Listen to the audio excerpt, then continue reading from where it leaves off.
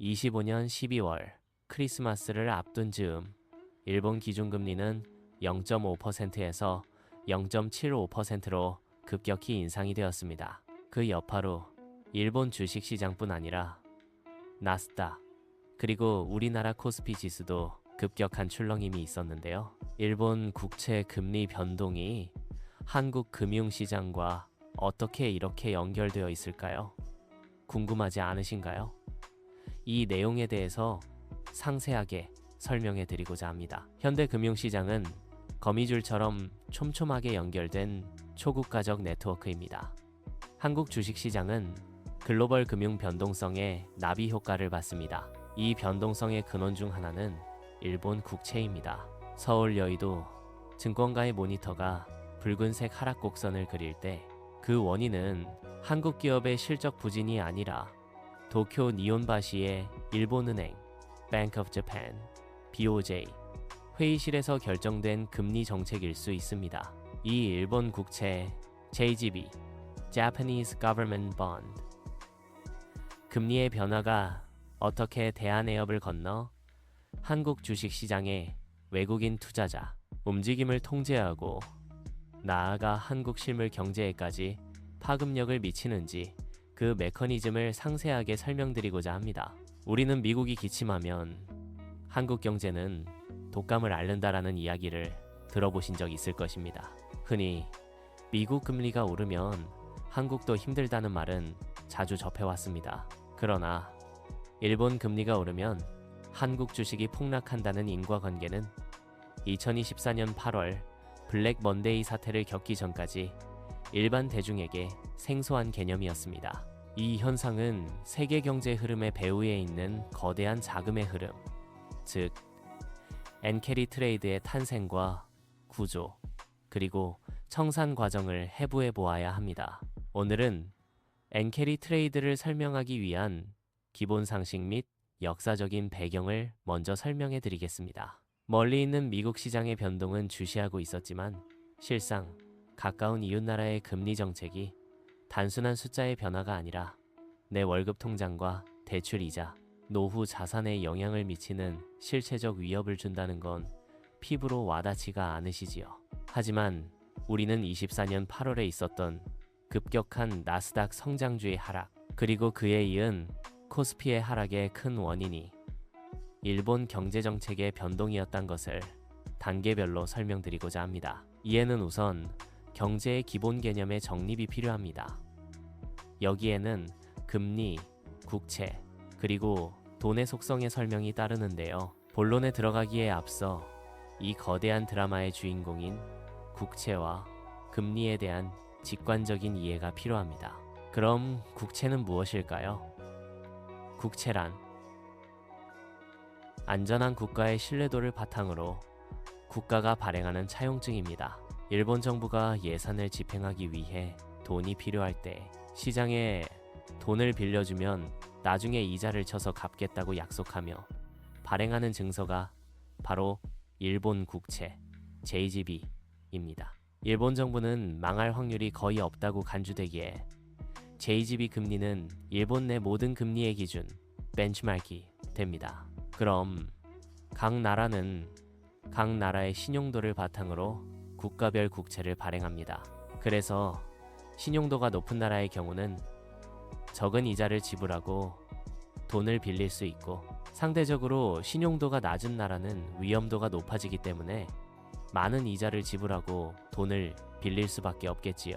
그럼 이 나라의 신용도는 어떻게 결정될까요? 전 세계적인 신용도 평가기관인 피치, 무디스, SP, 4등에서 분기별, 기간별 분석을 통하여 결정을 하게 됩니다.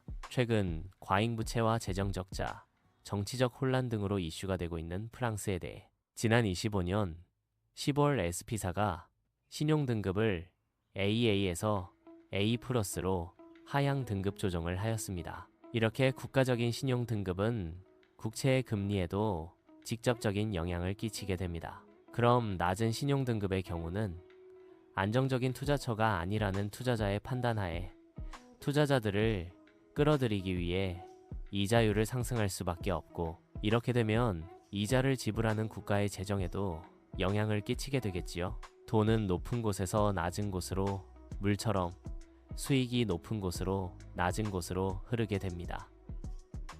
돈을 물에 비유해 봅시다. 물은 중력에 의해 높은 곳에서 낮은 곳으로 흐릅니다.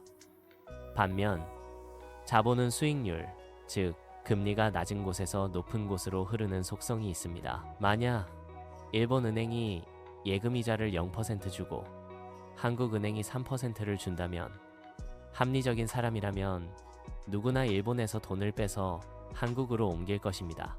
이 단순한 원리는 전 세계적인 시장에서 본다면 수천조 원 규모로 확장되고 그 흐름이 바로바로 글로벌 자본 이동이 됩니다. 실제로 글로벌 자본 시장에서는 0%에 수렴하는 일본은행에서 발행하는 무한한 것처럼 보이는 자산이 있고, 이 자산이 전 세계로 퍼져나가 전 세계 곳곳에 영향을 주고 있습니다. 한국도 역시 마찬가지이지요. 일본 국채 금리가 한국에 미치는 영향을 이해하려면 우선 왜 일본이 그토록 오랫동안 비정상적으로 낮은 금리를 유지해 왔는지, 그리고 그것이 어떻게 전 세계 금융시장에 공짜 돈, free money를 공급하는 저수지 역할을 하게 되었는지부터 파악해야 합니다.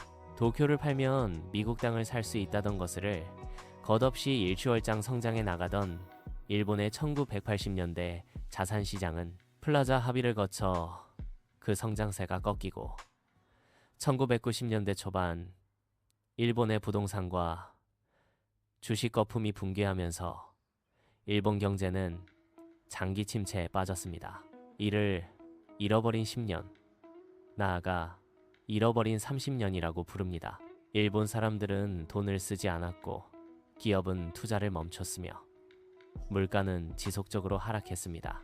이 하락세 혹은 정체는 30년이 지난 2010년대까지 지속됩니다.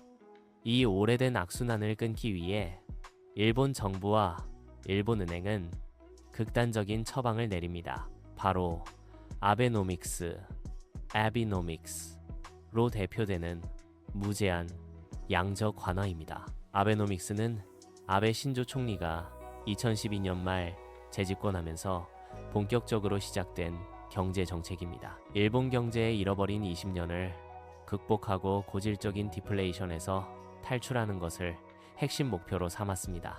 아베 신조는 일본의 역대 최장수 총리로 아베노믹스라는 강력한 완화 정책을 통해 경제 부흥을 꾀했던 보수 정치인입니다. 자국 중심의 정책과 헌법 개정을 추진해서 경제의 부흥을 유도하였습니다. 하지만 2022년 선거 유세 중 피격되어 사망했습니다. 아베 총리의 정책의 핵심은 금리를 인위적으로 0%대, 심지어 마이너스 0.1%로 낮추어 시중에 돈을 억지로 풀었습니다. 2013년부터 본격화된 아베노믹스 정책은 크게 세 가지 수단을 동시에 사용했습니다. 첫 번째 화살로 불리우는 대담한 금융 정책은 돈을 대량으로 풀어 엔화 가치 하락을 유도하고 수출 경쟁력을 높이는 정책입니다. 두 번째 화살은 기동적인 재정 정책으로 정부 지출을 늘려 공공사업 등을 통해 내수 경기를 부양합니다.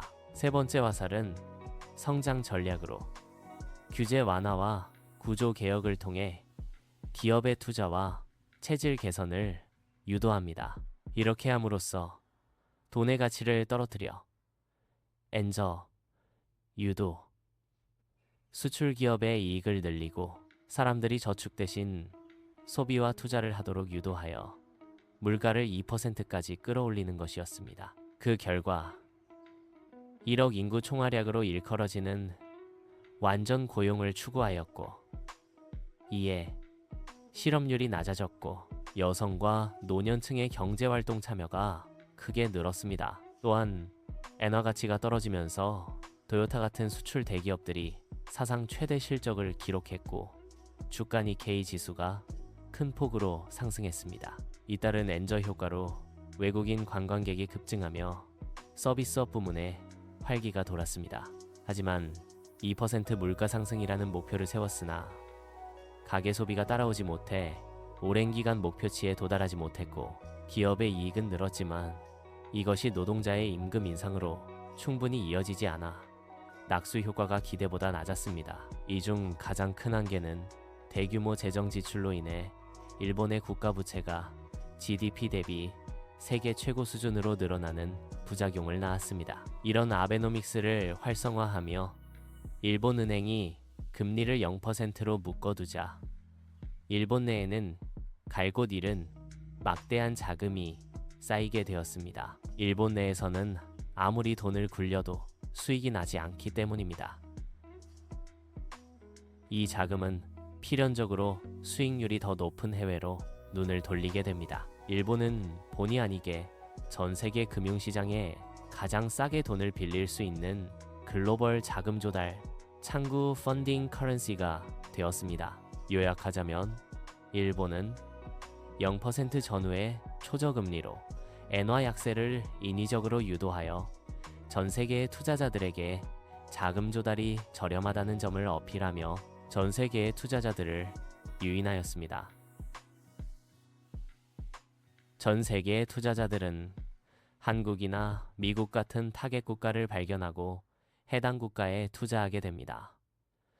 이 타겟 국가들의 특징은 상대적으로 3.5%에서 5.5%의 고금리를 유지하고 있어 투자자들에게는 고수익을 기대하는 시장으로 분류됩니다. 환율도 인위적으로 약세 포지션을 취하는 일본에 비해 상대적으로 한국과 미국은 환율이 강세적입니다. 따라서 전 세계의 투자자들은 일본에서 자금을 빌려 한국이나 미국에 투자를 하게 됩니다. 이렇게 하게 되면 일본 밖으로 나가는 자금은 엔화를 팔아서 원화나 달러를 매수하는 포지션이기 때문에 엔화 약세가 외부자 투자자들에 의해 지속되고 상대적으로 한국과 미국화는 강세가 지속됩니다. 시간이 지나 수익을 얻은 투자자들은 수익을 얻은 후 다시 엔화로 상환하게 되면 공짜나 다름없는 돈으로 수익을 내고 이 거래는 완료되게 됩니다. 이것이 바로 엔캐리 트레이드라고 불리는 기법입니다. 오늘은 일본 경제가 전 세계에 미치는 영향을 역사적으로 살펴보고 엔캐리 트레이드를 간략하게 알아보았습니다. 다음에는 엔캐리 트레이드를 구체적으로 설명하고 우리 경제에 어떻게 미치고 있는지를 구체적으로 설명하여 드리겠습니다. 여러분의 구독과 좋아요는 제가 양질의 컨텐츠를 만드는데 큰 힘이 됩니다. 감사합니다.